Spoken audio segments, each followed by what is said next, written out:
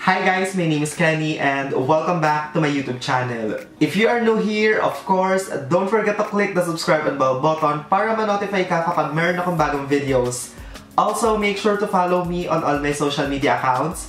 Ilalagay ko na lang sa description box and sa taas yung username ko sa Instagram, Facebook, and Twitter. You guys have no idea kung gaano ako ka-excited today because in this video, ang gagawin ko is i-share ko sa inyo yung aking review sa mga highlighters ng COLOURETTE Cosmetics called FACEGLOSS. So, if you guys want to know how I feel about this product and kung gusto nyo malaman kung maganda ba sila and worth it, just keep on watching.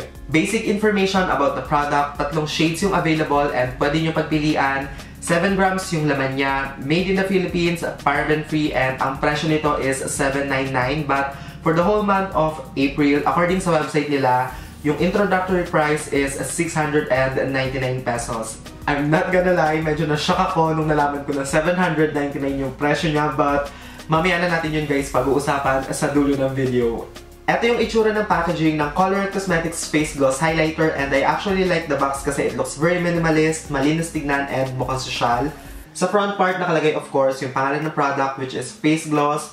Nakalagay kung ilang grams siya, 7 grams. Then at the back nakalagay yung product information and also yung ingredients. Ito naman yung itsura ng component or actual packaging ng highlighter. Super duper cute, it feels solid and sturdy.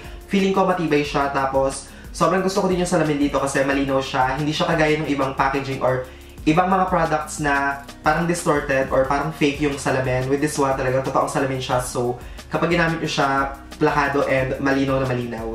Yung brush nga pala na gagamitin ko pang apply ng highlighter is itong eyeshadow blending brush ni Ate Ann Klutz. And ang gagawin ko is, every time na magpapalit ako ng shade, lilinisin ko to para siguradong walang maiwang pigments. And yung panglinis na gagamitin ko is itong Elana Mineral Cosmetics Makeup Brush Cleaner. First highlighter color na susubukan natin sa video na to is itong shade na Northern Beam. And this is actually my favorite. So, isa-swatch ko muna siya at the back of my hand. And this is how the highlighter looks like. Super duper ganda niya guys. As in, pinong-pino, wala siyang chunks of glitter. Kaya kapag nalagay niya sa face, it looks really nice. I like this one.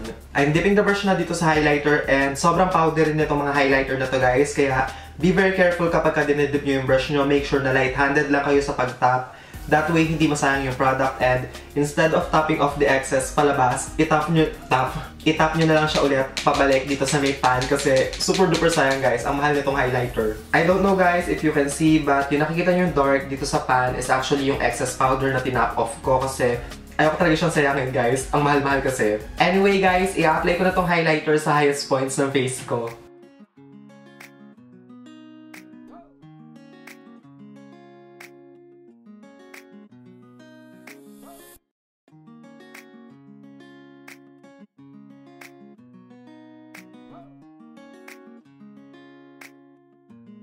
So, eto guys, yung itsura ng shade na Northern Beam kapag nakalagay sa face and super duper blinding siya as in, it's blinding.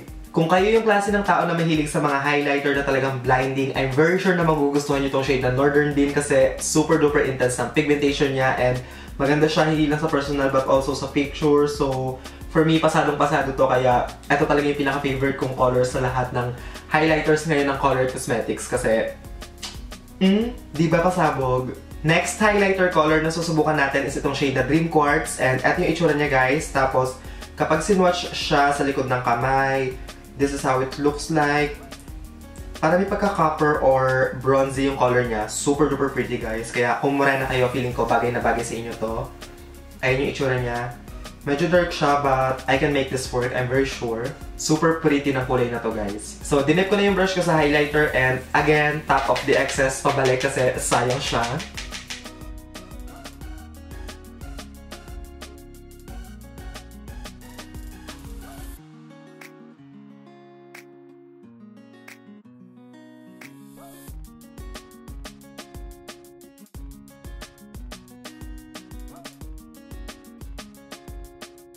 Ito naman guys yung itsura ng Dream Quartz kapag nakalagay sa face ko and wow! I wasn't expecting na magmamatch yung kulay niya sa skin ko but it looks super duper ganda sa skin ko guys. Like, ang ganda, ang perfect. I'm obsessed sa kulay. Ang ganda niya.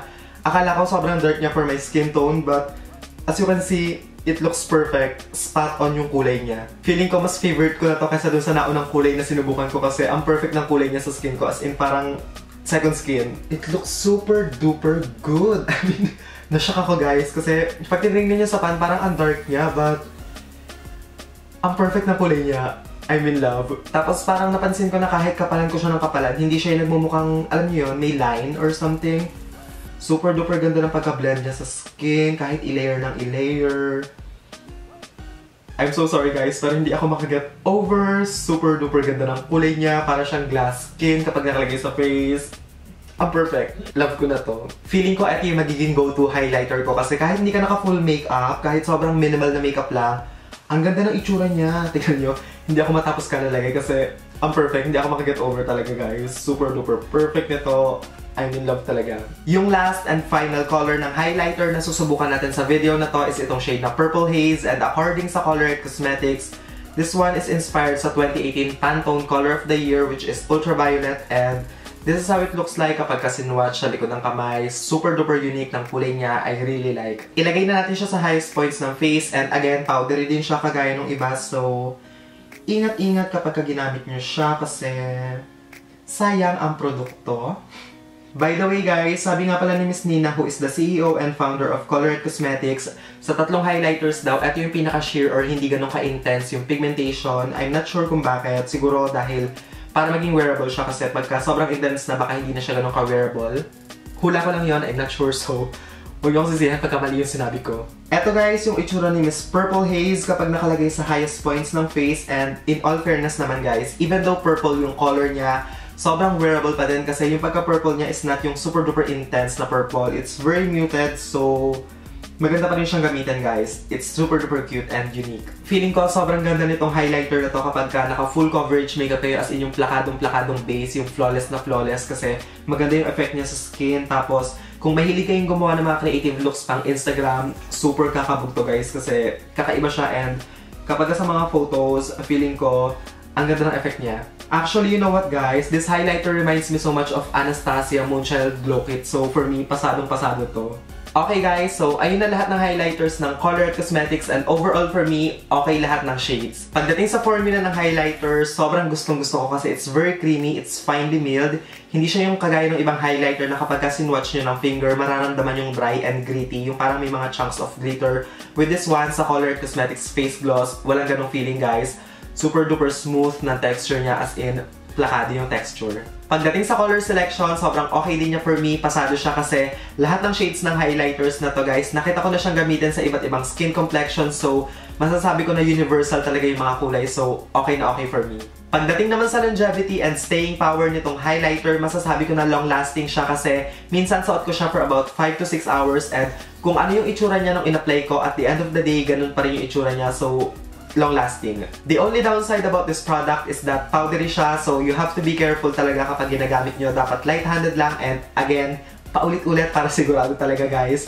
I-tap off nyo yung excess, pabalik sa pan para hindi masayang, and magamit nyo pa siya sa susunod. Also guys, medyo expensive din siya, medyo mabigat sa bulsa, $7.99, tapos 7 grams lang. Feeling ko dapat ito at least 10 grams kasi parang yun yung basis ko eh. 10 grams dapat siya para masabi ko na worth it. But ayun, medyo expensive. Oh my god, munti ko na makalimutan guys. Noon nga palang nagla-lunch kami, tinanong kami how we feel about the product. So, of course, sinabi ko na medyo powdery siya, and in-explain naman nila sa amin kung bakit. So, parang ang pagkakaalala ko, correct me if I'm wrong Miss Nina, kung nanonood ka man, parang sinabi niyo na the reason why powdery yung product is because parang wala siyang extender or something, yung hinahalo nila para maging, alam niyo yun, dumami yung product or kumapal, something like that. I'm not sure. So, ayun guys, isa pa sa mga reason kung bakit expensive to is because pure pigment siya, and wala silang hinalong mga kung ano-ano, and in all fairness naman guys, maganda talaga yung quality niya.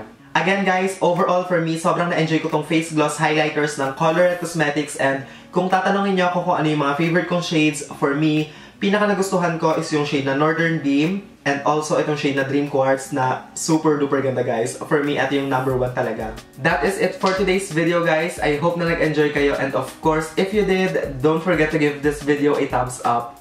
Subscribe to my channel if you haven't already para ma-notify kayo kapag may bago akong videos. Thank you guys so much for watching, and I will see you all on my next one. Bye guys!